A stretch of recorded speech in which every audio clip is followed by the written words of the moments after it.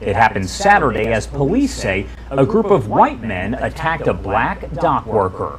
At a news conference, Montgomery's police chief Tuesday announcing assault charges against 3 men and said more charges here are expected.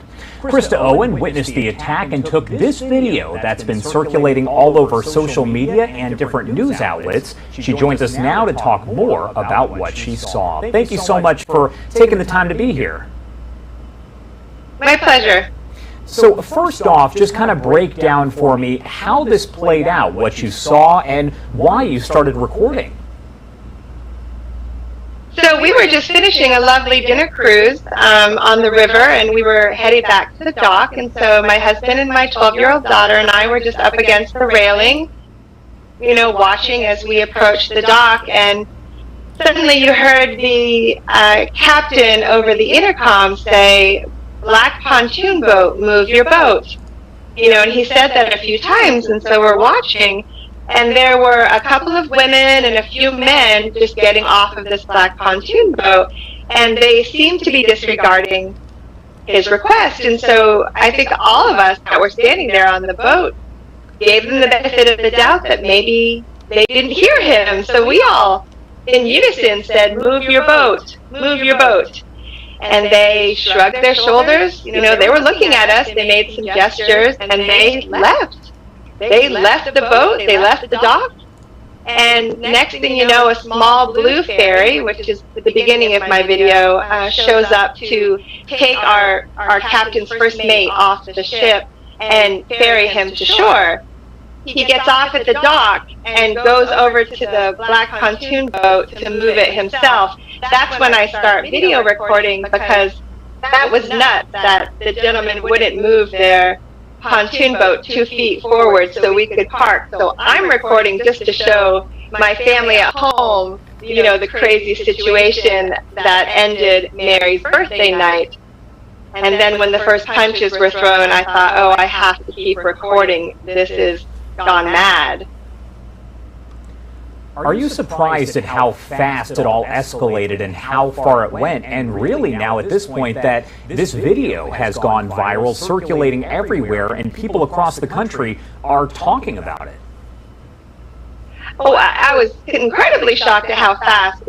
Punches were not necessary. You just needed to move your boat 2 feet forward. And it was clear that the men who were on the boat and the man who owned the boat were simply angry that anyone had the audacity to touch their boat and move it. But what did they think was going to happen when a 3-story riverboat with 200 people couldn't come to shore? Like, what did they think was going to happen? We needed it to move.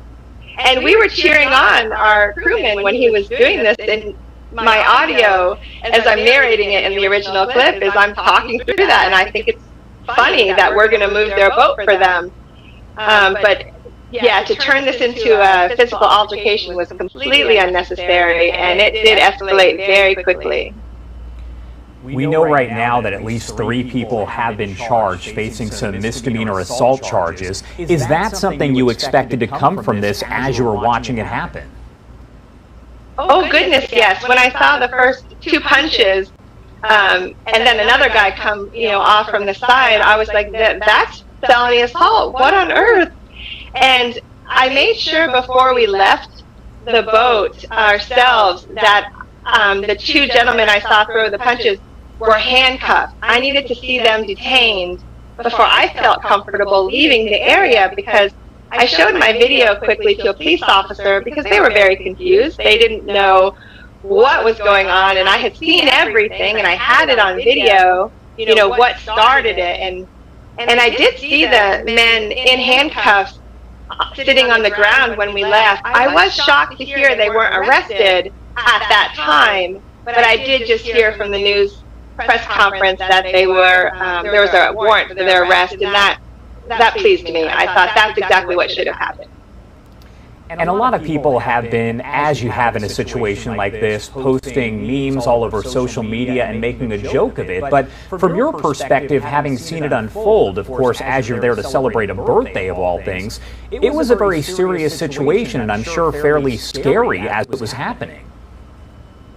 Yeah, the scary part was the brawl that ensued after. This part was so disheartening, when this poor man is just doing his job, and all of us on the boat were helpless. I mean, he's helpless, but we can't do anything. We're forced spectators, and it was really difficult. I understood, the anger that was brewing in the people watching this, because I'm watching it too. This poor man, none of us can do anything.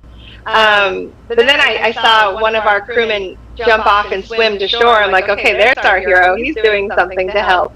But it was very disheartening, and I felt so bad for the gentleman just trying to do his job. He did not need to be assaulted. Reflecting on it now, it's been a few days since all of this unfolded. Does it seem a little bit more real? Because I imagine as you're watching it, you're really trying to process it, and it probably didn't seem like it was really happening. But now, have you had a chance to kind of process what's happened? I would say the opposite. It was pretty real feeling when we were watching it. You're kind of in shock, like, I cannot believe this is happening. But I knew, that was a real thing. And in my brain, I'm recording, but my brain is, my daughter's on this boat. Are we going to be able to get off this boat safely? Now it's, when I watch the video, it's more like, wow, I'm so glad this was caught on tape. I'm so glad the authorities can see what I saw. And in a sense, you've helped the investigation, because it could have been a he said type situation. But do you almost feel like, I don't know if hero is the right word, I don't know if you'd call yourself that. No. But do you almost feel like you have helped in the investigation and made sure that folks are charged for this by, taking out that phone and hitting record? Well, that's been my goal since the very moment I got off the boat. Was the police officer's going to see this video. I'm going to call a news agency to see this video. I'm going to send it to the police. They're going to see where this started. I don't have the brawl on video. I only have what started it. And to me, that was all that mattered. I wasn't going to rest until it got out. And that's why I've been so generous with my time to just to say, hey, I'll interview anybody who wants to hear what we saw. A first-hand account always helps, so the fact that you were rolling definitely did help in the investigation. I'm sure police have probably told you that they are very grateful. What did you say to your daughter as, all of this was unfolding? I'm sure you're also thinking about her as well. We had her close between my husband and I have the video camera, so I'm, on the phone, I'm recording. He's kind of got good hold of her, and I'm sure he's assessing the situation like a good dad and a protector does. I really just felt my mission at that moment was to capture everything I could to defend this man who was just trying to do his job.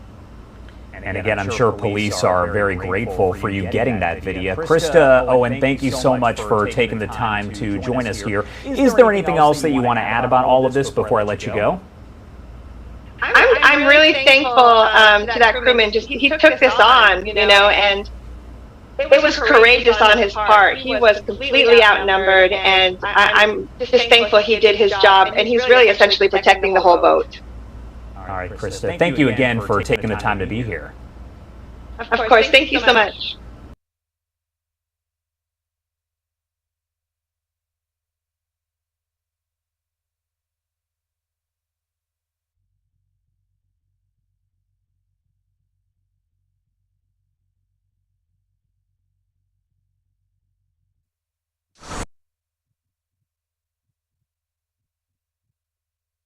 From site to store and so much more. Start your out of the blue idea today at bluehost.com.